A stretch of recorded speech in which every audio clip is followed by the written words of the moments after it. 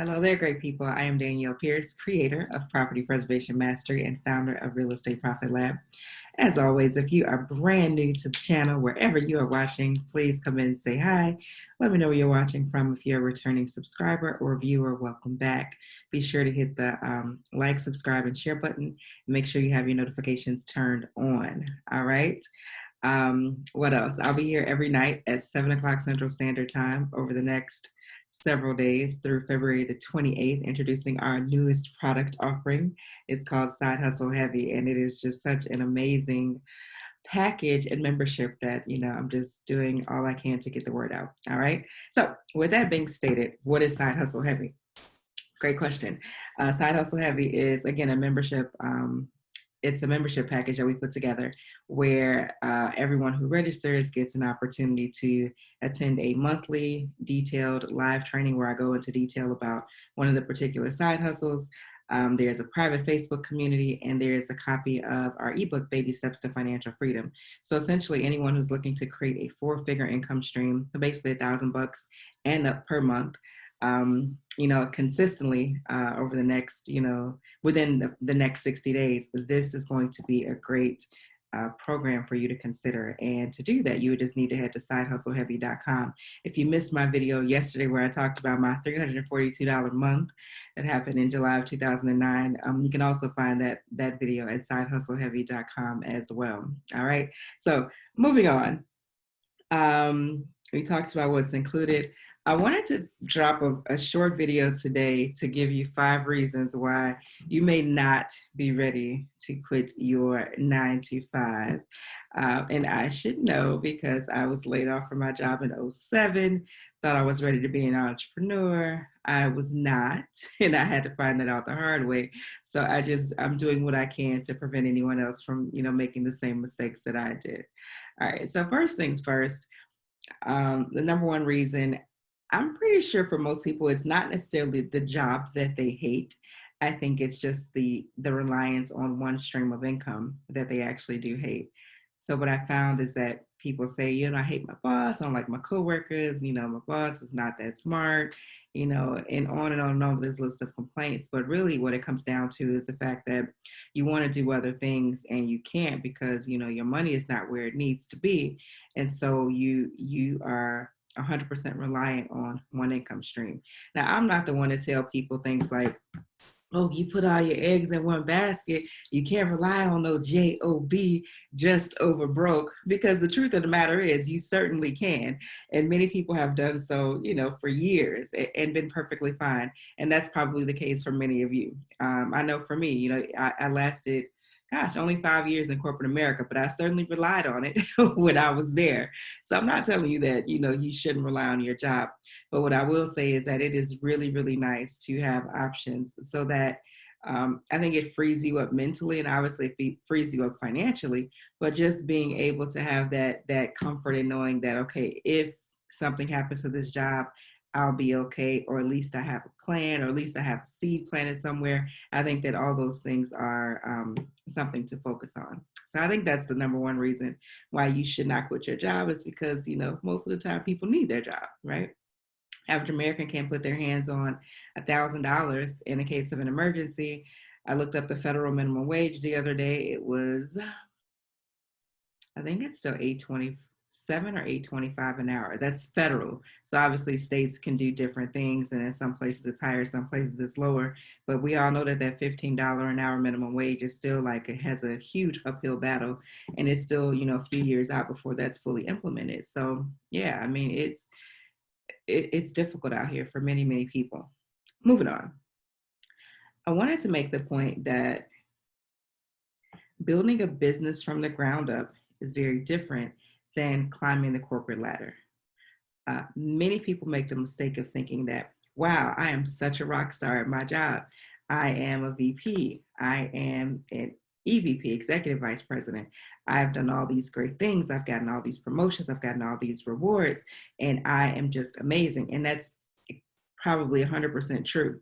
But can I tell you that walking into a role that's already in existence, for example, a senior vice president position or a director position, walking into that role that's already been in existence, has, operational guidelines, has a blueprint, has policies and procedures, and an outline of your duties and expectations, is worlds apart from building something entirely from the ground up.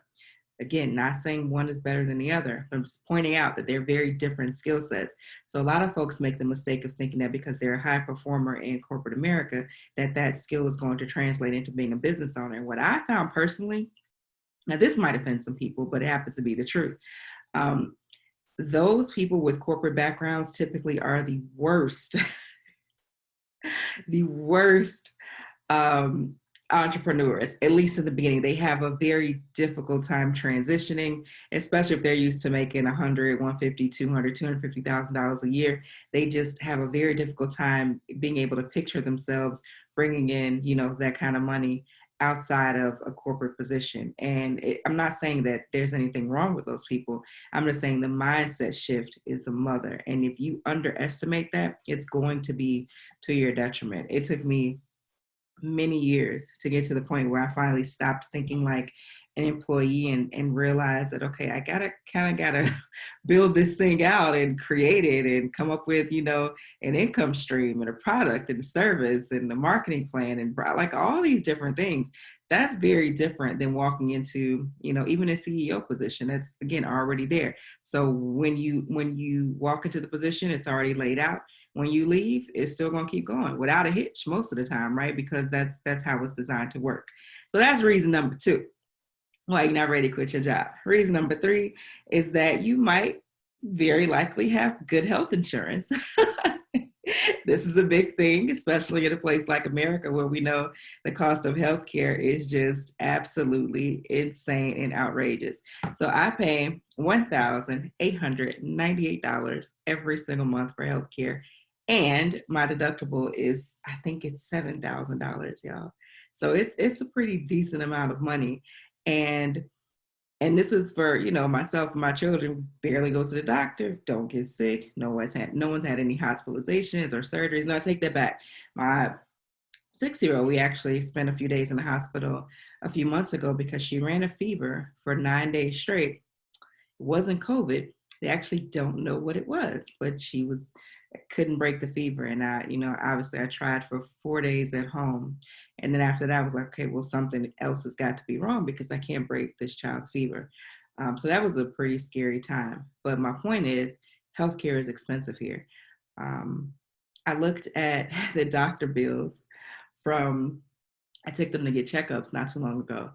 And it's so interesting, right? Because with insurance, the doctor's office billed the insurance company like $600, no, $800 for their physicals, right?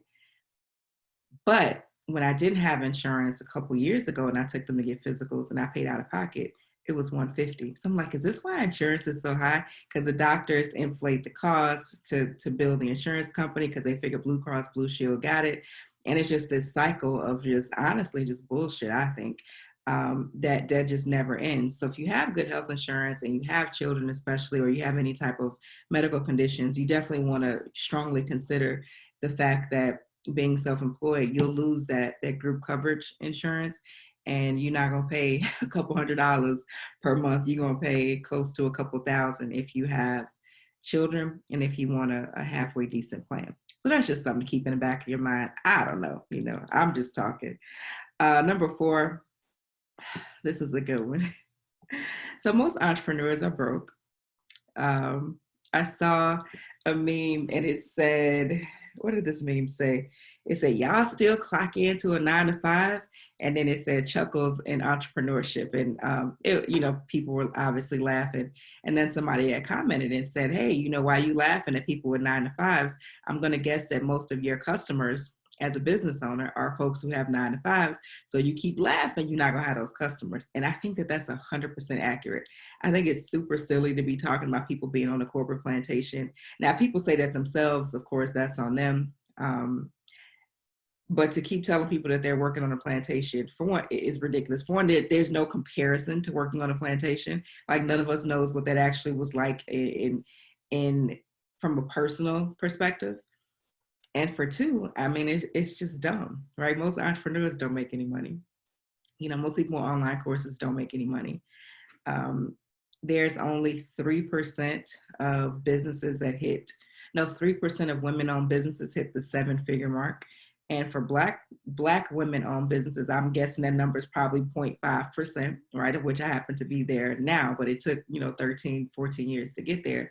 So again, most entrepreneurs are broke. So don't let anybody ever like don't get lulled into like all the Instagram stuff and stuff on YouTube and faith, like all that stuff is just smoke and mirrors. Trust me when I tell you, most of the entrepreneurs are struggling because we don't have the resources, we don't have the toolkits, we don't have the mentors, the business coaching, the money. There's so many things that are lacking. Most of us are bootstrapping it. And so the end result is that it's very difficult to create a business and then scale it and then stay in business, right? I think Black women are starting more businesses than anybody, but they're not making any money. That's just the reality of it. And I feel compelled, honestly, with what I do, property preservation, to just continue to put out, what I do, how it works, how you can get started, because we do have people, like I got one of our students who made $7,000 in the month of December during a pandemic. So there's so many success stories like that. And I just feel like I want people to know that there are options out there. Granted, property preservation is not easy. Still our flagship offering. It ain't going nowhere. So we'll still be offering it, still available, still going to be rolling out the success stories. And of course, I still work in the industry as well. But yeah, most entrepreneurs are broke.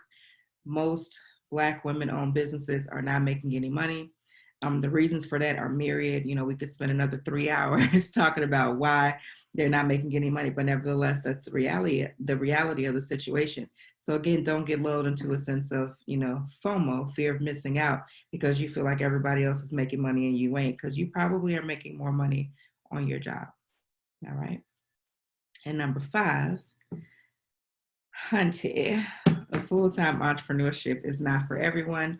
If everyone was a full-time entrepreneur, then, who would run these businesses?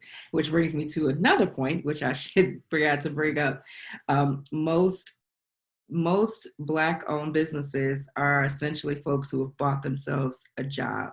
So they're not necessarily sustainable, having a hard time scaling, and there's no employees. And so really the fastest way, I think, to shift things if you really want to talk about generational wealth, which is like the latest buzzword, right? If we really want to talk about that, like you have to create a business and you got to hire folks so that the money can continue to flow within the community and everyone can benefit from those businesses, as opposed to what most of us do. We start a business, we're like, I'm a business owner, I'm an entrepreneur, I got my LLC, and then we don't hire nobody, and then we just basically have just created ourselves a job.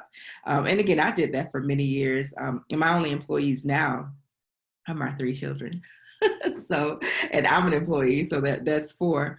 But the goal, obviously, is to continue to build that out so that it can be like an enterprise versus just a job that I own. So I'm just putting out this video because I, again, feel compelled to let you guys know that, 1, Property Preservation Master is still our flagship program, and it's freaking phenomenal. It's not going anywhere.